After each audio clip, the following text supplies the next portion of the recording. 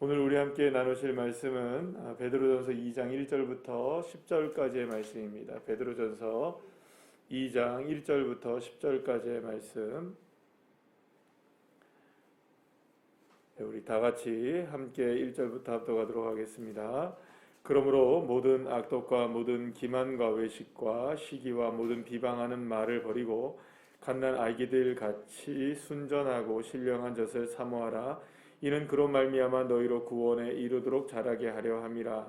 너희가 주의 인자하심을 맛보았으면 그리하라.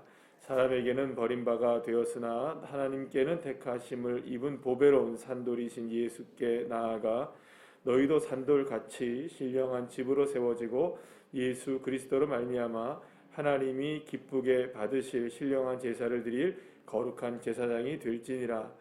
성경에 기록되었으되 보라 내가 택한 보배로운 모퉁이 돌을 시온에 두노니 그를 믿는 자는 부끄러움을 당하지 아니하리라 하였으니, 그러므로 믿는 너희에게는 보배이나 믿지 아니하는 자에게는 건축자들이 버린 그 돌이 모퉁이의 머리돌이 되고 또한 부딪히는 돌과 걸려 넘어지게 하는 바위가 되었다 하였느니라. 그들이 말씀을 순종하지 아니함으로 넘어지나니 이는 그들을 이렇게 정하신 것이라.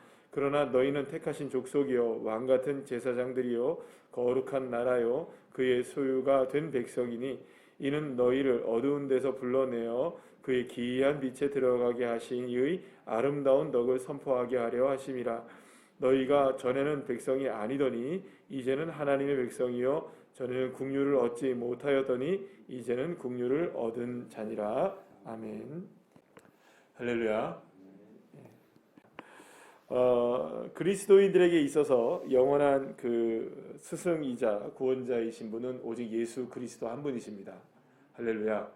그래서 오늘 이 베드로는 오늘 무슨 얘기를 하냐면 이렇게 말씀을 하죠. 5절 말씀에 보면은 그 4절 5절이 쭉 말씀에 이렇게 보게 되면 우리가 본받아야 되고 누구와 같이 되어야 된다고 얘기합니까? 5절 말씀에 보면 너희도 산돌 같이 이렇게 얘기합니다. 그러니까 산돌이 누구이십니까? 예수 그리스도를 말하는 거예요. 그러니까 스승이신 예수님, 멘토이신 예수님, 그리고 우리의 삶의 산소망이 되시는 예수님, 그분이 산돌이신 바로 예수님이신데 그분과 같이 되어야 한다, 이런 얘기를 오늘 본문을 통해서 하고 있는 것을 보게 돼요. 그러니까 지금 베드로는 무슨 얘기를 하고 있는 거냐면 예수님을 닮아가야 한다.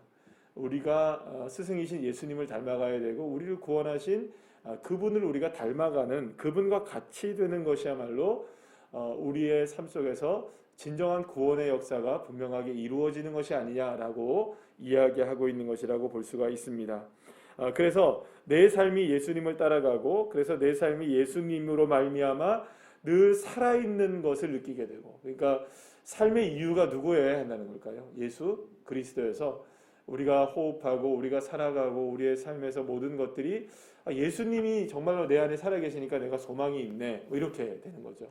내 삶에서 무엇인가 나를 움직이게 하는 원동력이 하나가 필요한데 그 원동력이 바로 예수여야 한다. 그래서 그분을 닮아가려고 하고 그분과 같이 되려고 하는 것이 우리의 삶을 움직이는 힘이 되어야 한다는 사실을 이 사도 베드로가 우리에게 이야기하고 있는 것이라고 볼 수 있습니다. 그렇다면 여러분, 그리스도인들이란 누구일까요? 예수님을 닮아가는 것. 그래서 우리가 보통 이런 얘기도 하잖아요. 우리가 작은 예수가 되자, 그죠? 이런 얘기를 하는데 바로 거기에서 바로 이런 이야기가 나온 것이라고 볼 수가 있습니다. 그렇다면 어떻게 하면 우리가 예수님을 닮아갈 수 있을까? 그래서 우리가 어제도 이제 어떻게 하면 예수님이라면 어떻게 하셨을까? 이 생각을 우리가 함께 어제 본문을 통해서 나누게 되었었는데요. 그렇다면 예수님은 어떻게 사셨을까를 우리가 한번 생각해 보게 되면 오늘 본문에서 예수님은 버림받았다라는 얘기를 합니다. 그래서 건축자, 이게 건축하는데 이렇게 보게 되면 공사장 같은 데 보면은 이게 돌이 많이 있어요. 그런데 이게 돌이 이제 버려지는 돌들이 있다는 거예요. 그래서 사람들이 그 버려지는 돌들은 저쪽을 한쪽으로 치워놓죠. 그런데 그렇게 버려진 돌이라는 건 쓸모없게 여겨지는 돌이고 아무도 관심을 갖지 않는 돌이라는 것이죠. 예수님이 바로 그러셨어요. 예수님도 유대인들 안에서, 많은 지도자들 안에서, 그리고 또 유대 백성들, 일반 백성들을 통해서 그 버려지는 존재가 되었지 않습니까? 마지막에 그들은 예수님을 택합니까? 안 택합니까? 택하지 않고 예수님을 어디에다가 버립니까? 십자가에 버리게 되죠. 그런데 놀라운 일이 벌어졌어요. 예수님은 그렇게 버림바 되었는데 그곳에서 예수님이 죽은 자 가운데서 다시 살아나시고 부활의 능력을 나타내셔서 살아나시고 그리고 죽은 자 가운데 살아나실 뿐만 아니라 그 하나님 예수 그리스도께서 다시 승천하시게 되는 그런 놀라운 역사가 일어나게 되었던 것이죠. 그래서 그분은 인류의 구원자가 되시고 저와 여러분의 구원자가 되어 주셨던 것입니다.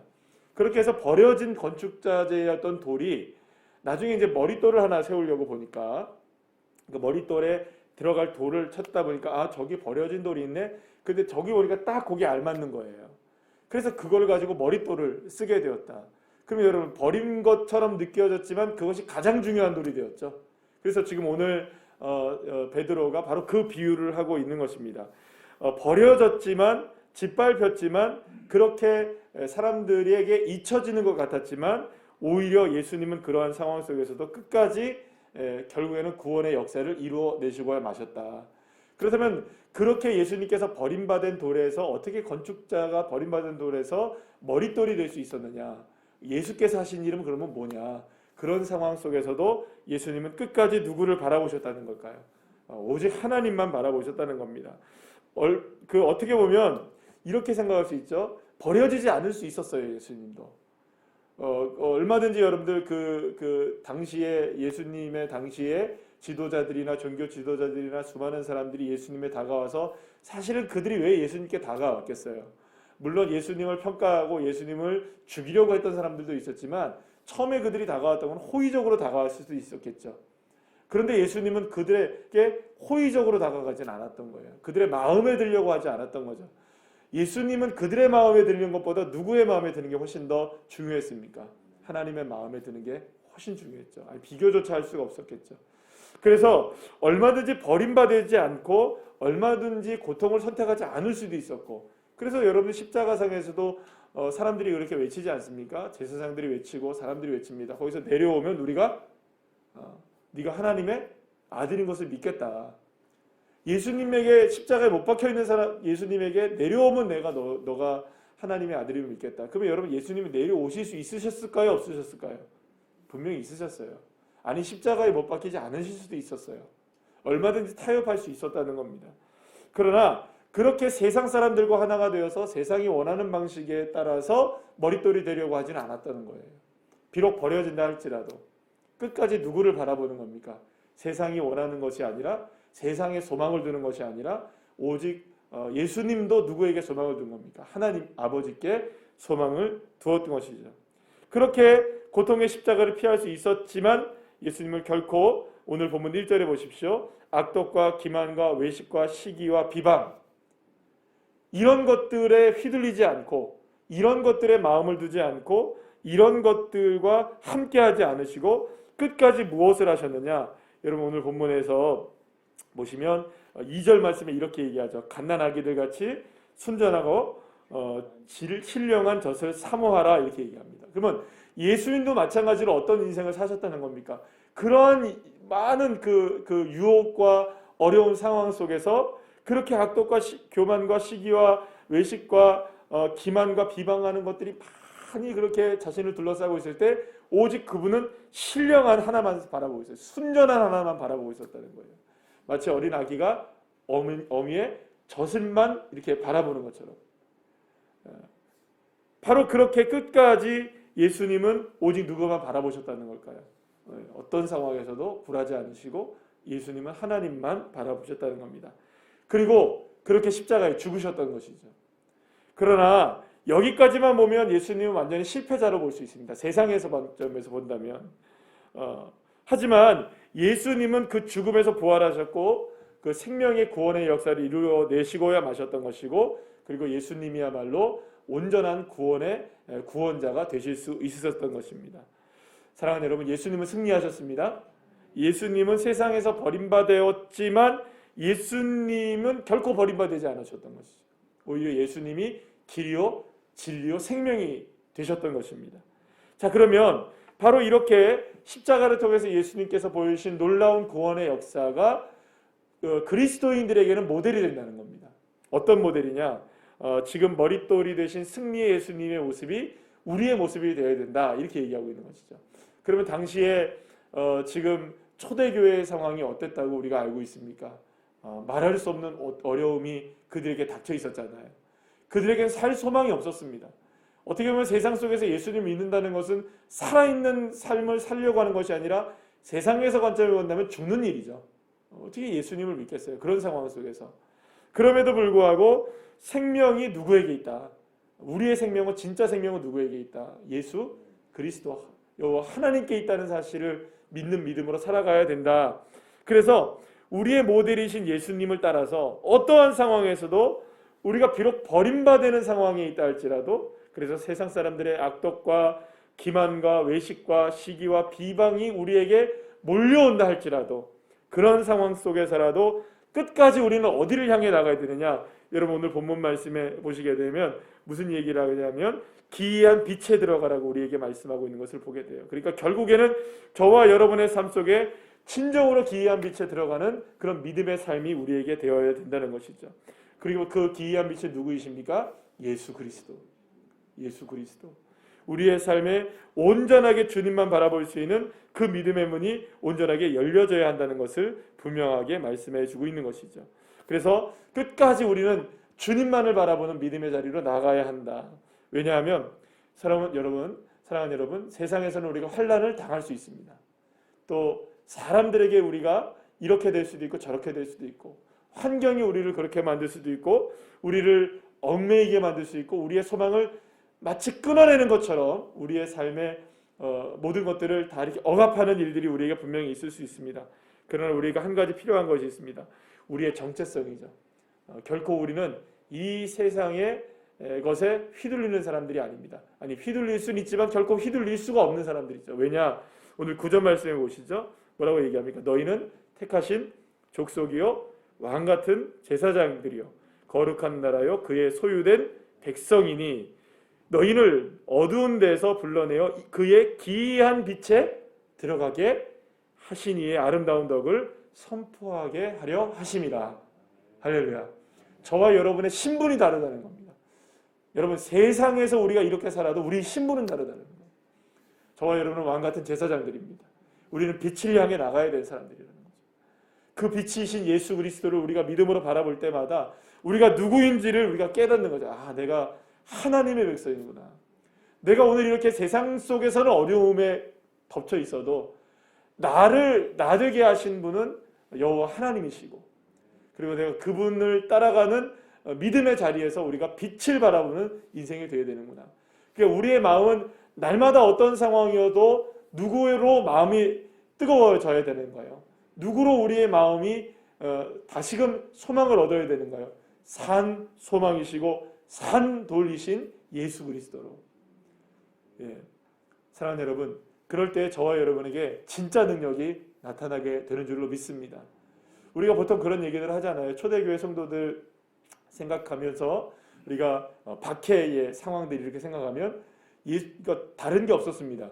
예수님을 믿고 안 믿고 둘 중에 하나였던 거죠.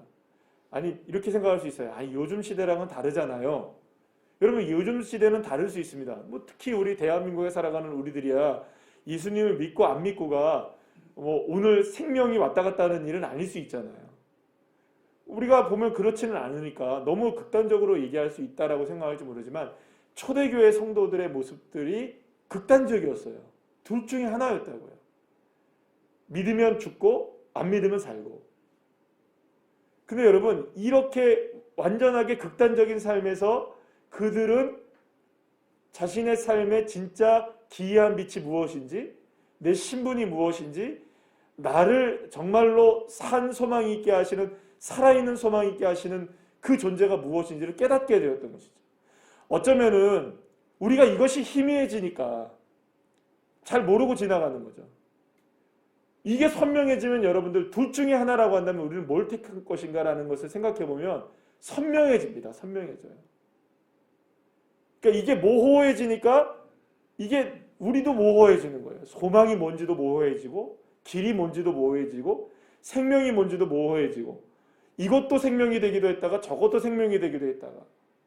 그러니까 왜냐하면 둘 중에 아무거나 선택해도 살아가는 데는 지장이 없으니까. 그래 초대교회 성도들은 아니었단 말이에요.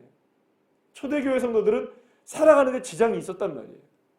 그러니까 둘 중에 하나를 선택했어야 되는 거죠. 그럴 때 무엇을 선택할 것인가 하면 선명해진단 말이에요. 지금 그런 상황 속에서 지금 베드로가 이 이야기를 하고 있다는 것을 생각해 보면 지금 우리에게는 마음이 안 와닿을 수 있는 거죠. 뭐 그렇게까지 할 필요가 있나? 뭐 그렇게까지 우리가 다 이렇게 할 필요가 있나? 여러분 그러지 않기 때문에 사실은 우리의 믿음이 흔들리게 되는 거죠. 흔들리는 것조차도 아나요 모르나요? 잘 모르고 있는 거예요. 이렇게 살아도 되고 저렇게 살아도 되니까요. 적당하게 타협이라는 생각도 안 합니다. 요즘에는. 여러분 타협이라는 생각을 할까요? 안 할까요? 타협이라는 생각도 안 해요. 왜냐하면 그렇게 했으니까. 언제나 그렇게 하니까. 누구도 그렇게 하니까.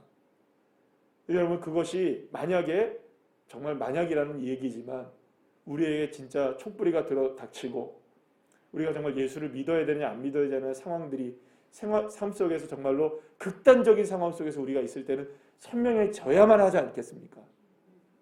그게 우리의 삶의 기초가 아닐까요? 그 기본이 우리가 되면 어느 순간에도 선명해질 수 있는데 그게 안 되니까 늘 좌로도 치우치고 우로도 치우치는 거예요. 어떻게 보면 이스라엘 백성들을 하나님께서 왜 광야에 집어넣으셨을까요? 왜 광야에 집어넣으셨을까요? 그곳에서는 좌우로 우로 치우칠 수가 없잖아요. 아니 불기둥 바라보고 구름기둥 바라보고 걸어가는 대로 걸어가야만 살 수 있잖아요. 사막에서 어떻게 여러분들 구름기둥 없이 살아갑니까? 그 장렬하는 태양빛에서 어떻게 살아갑니까? 그러나 하나님이 그들에게 뭘 주시는 거예요? 구름? 기둥을 주시는 거예요. 그러니까 그 안에서만 살 수 있는 거예요. 불기둥 없이 어떻게 살아갑니까? 그 사막의 추위 속에서. 그러니까 불기둥을 주는 거예요. 선명하잖아요. 선명한 거예요. 그래서 나중에 갈라디아에서 얘 같은 말씀에 보면은 사도 바울이 무슨 얘기를 합니까? 십자가에 예수님이 십자가에 못 박으신 것이 너희들에게 밝히 보이거늘 이렇게 얘기한다고요. 밝히 보인다. 선명하신 예수님의 십자가가 우리에게 각인되어지는 삶이 살아갈 때에 비로소 내가 누군가 내가 이 세상에 이렇게 살아도 내가 왕같은 제사장이구나. 할렐루야. 거룩한 나라이구나. 하나님의 소유된 백성이구나. 그러니까 내가 지금 이렇게 살면 안 되는 거예요. 기이한 빛을 바라보며 살아가야 되는 존재이구나. 예수 그리스도만이 나의 소망이 되셔야 되는구나. 여기서부터 시작하는 거죠.